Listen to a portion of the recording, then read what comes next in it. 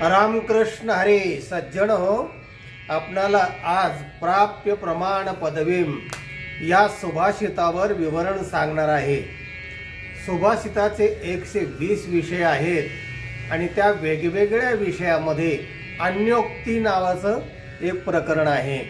म्हणजे ज्याला आपण एखाद्याला टोनपे मारत असतो किंवा अन्योक्ती म्हणजे दुसऱ्याला टोचून बोलणे वगैरे अशा अर्थाने ते विषय असतात।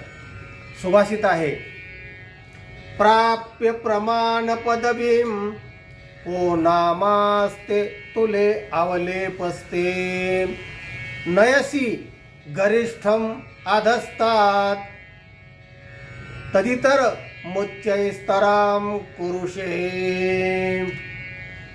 प्राप्य प्रमाण पदवीम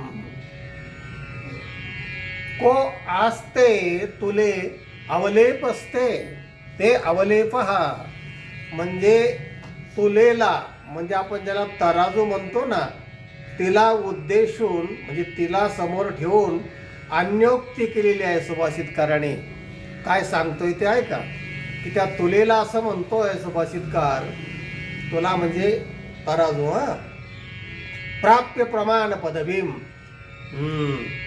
अरे हे तुला प्रमाण पदवी मिळाल्याने तू फारच गर्विष्ठ झालेली आहेस। थोरांना तू खाली नेतेस आणि हलके फुलके हलकट खवचट त्यांना तू वर नेतेस। त्याचा अर्थ बघा कसा आहे तो, नयसी गरिष्ठम अधस्तात, तू गरिष्ठ जे आहेत, एकनिष्ठ जे आहेत, तपिष्ठ आहेत, अशांना तू खाली नेतेस। म्हणजे ज्यांची बौद्धिक पात्रता जास्त आहे, वजनदार आहे, समाजात वजन आहे, असे जे क्षमतेचे लोक आहेत त्यांना तू खाली नेतेस आणि हलके फुलके हलकट कुचकट तू त्याला वर नेतेस, अशा अर्थाने म्हटलेलं आहे। समाजात असं दिसून येतं, नेसी गरिष्ठम अधस्तात आणि तद इतरही इतर जे लोक आहेत ना त्यांना मात्र तो उच्चैही तराम पुरुषे, तू वर नेतेस।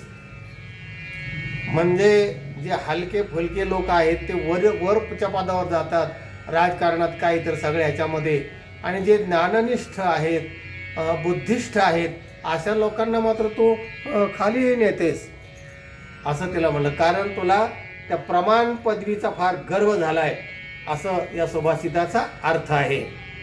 सज्जन हो, हा व्हिडिओ इतरांना पाठवा, लाईक करा आणि चॅनलला सबस्क्राईब करा। रामकृष्ण हरी।